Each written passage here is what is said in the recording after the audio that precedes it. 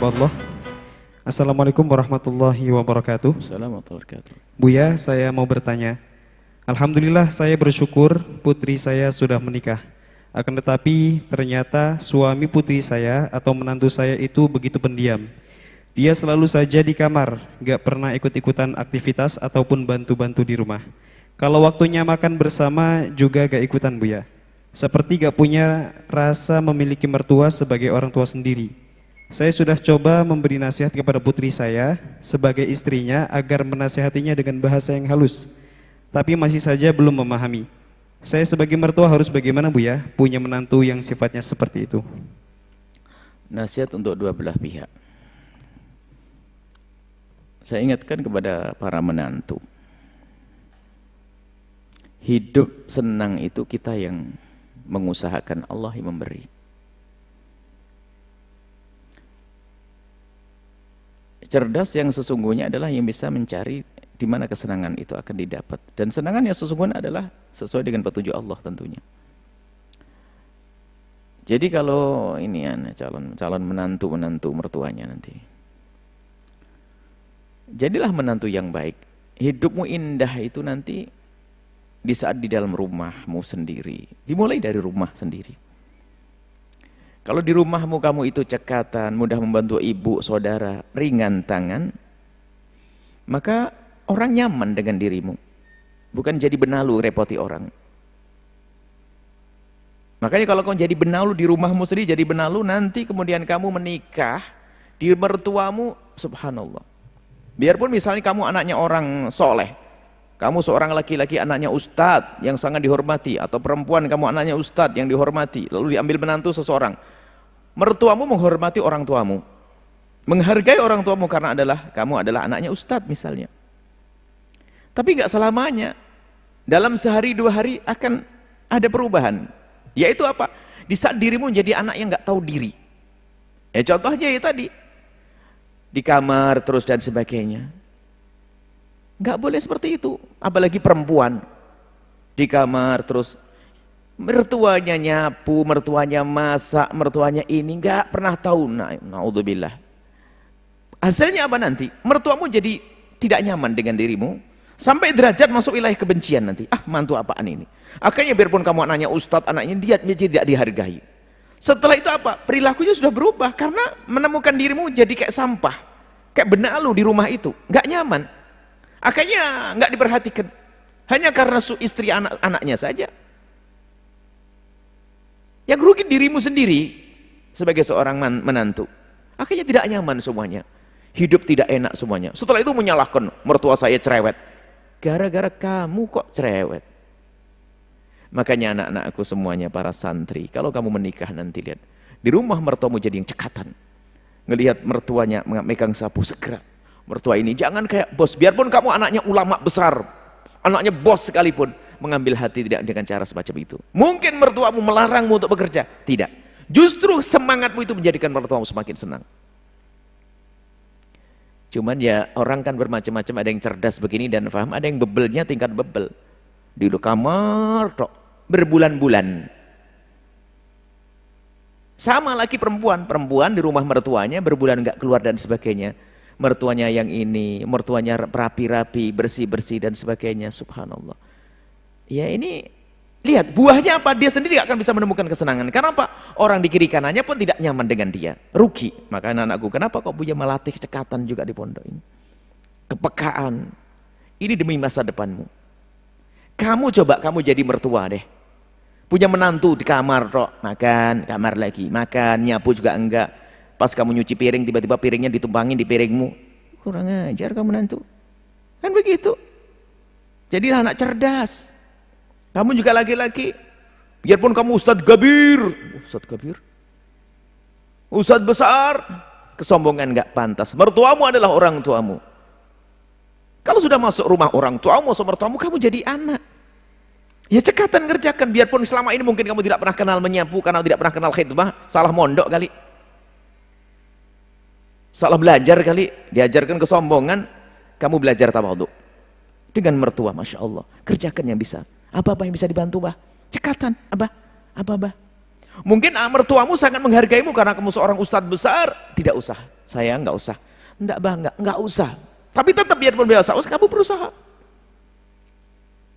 Jangan kayak bos di rumah mertua, mertuanya jadi budak.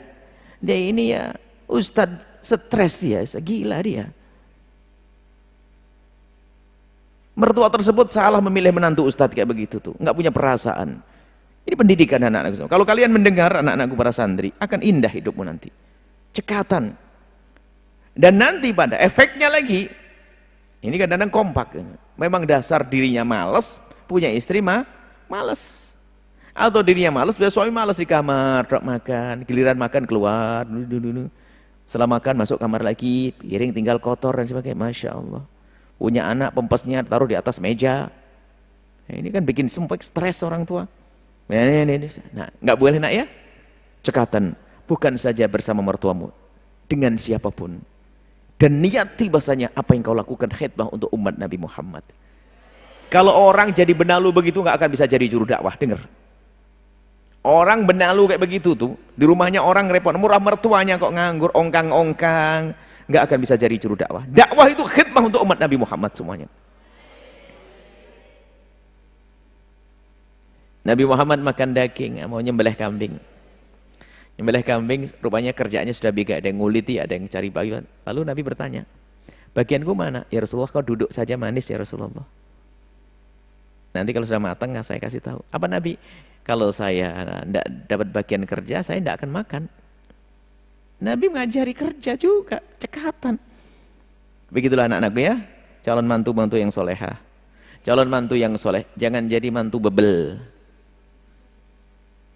Jadi marah emosi itu karena kebebalan seseorang. Bebel, nggak peka, nggak cekas, nggak cekatan, akhirnya numpuk. Ini mertuanya aku capek, diem dok. Ini mertua bawa barang dari mobil, dia hanya lihat, bu baru pulang belanja. Tahu belanja, apa tanya? Ada gitu jadinya. Jadi kan sudah nggak enak lagi bahasanya. Tolong yang cerdas. Di sisi lain, mertua yang punya menantu seperti itu ya, istighfar yang banyak biar sabar hatimu ya. Ya gimana lagi kalau tidak ngajari sabar. Menantu sudah diambil oleh anaknya, punya cucu 6 lagi misalnya Allah, ya nggak bisa. Tetap sabar dan tabah dan sabar.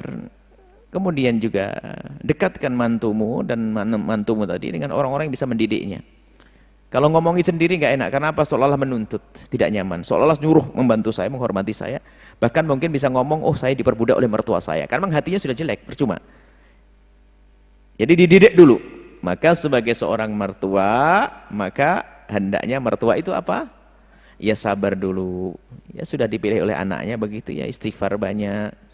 Ya mungkin karena kesalahan kita juga, milih jodoh kok nggak dipilihkan dengan cara yang benar, cari-cari sendiri, nggak tahu ketemunya di mana, barangkali di Facebook itu. Jadi karena kita salah memilihkan, ya kita istighfar, kemudian kita didik bersama-sama.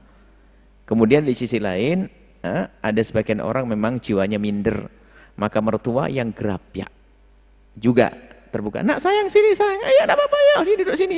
Kadang ada orang minder. Karena mertuanya orang besar atau orang tua ulama atau mertuanya orang ini, bisa saja minder dia serba salah.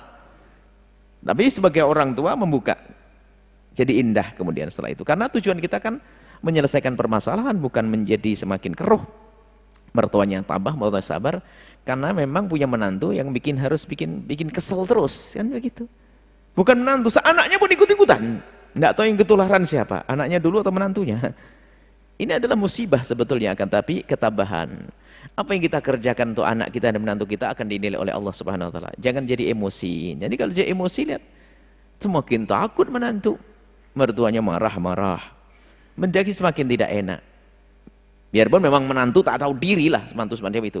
Tapi mertua nanti juga akhirnya menantu semakin takut, akhirnya semakin jauh, semakin berantakan rumah tangga. Rumah ini, baik. Seperti itu. Jadi tolonglah ya, khususnya nasihat pada yang muda-muda ini mau jadi jadi menantunya mertuanya, tolong jaga dirimu nak ya, akhlak yang baik. Jadikan engkau adalah yang paling dicintai oleh mertuamu, dengan kecekatanmu, dengan perilakumu yang baik, dengan tanggapmu, kepekaanmu. Ini adalah menjadikan kamu menjadi menantu yang baik. Kemudian sebagai mertua, biasakan dengan kesabaran, karena mantu ini sangat beda ya. Biarpun katanya ulama besar atau ustadz misalnya, kadang kalau ketemu mertuanya itu juga jadi nggak bisa berucap. Memang mertua itu ada wibawa khusus ya. Jadi wajar kadang-kadang ada menantu itu takut minder sama mertua. Maka sebagai mertua yang terbuka juga seperti itu ya. Semoga Allah menjaga semuanya. Jadi menantu yang soleh solehah. Nanti kamu jadi mertua yang baik. Kalau sudah punya anak, indah semuanya dunia akhirat. Allah alam bisawab.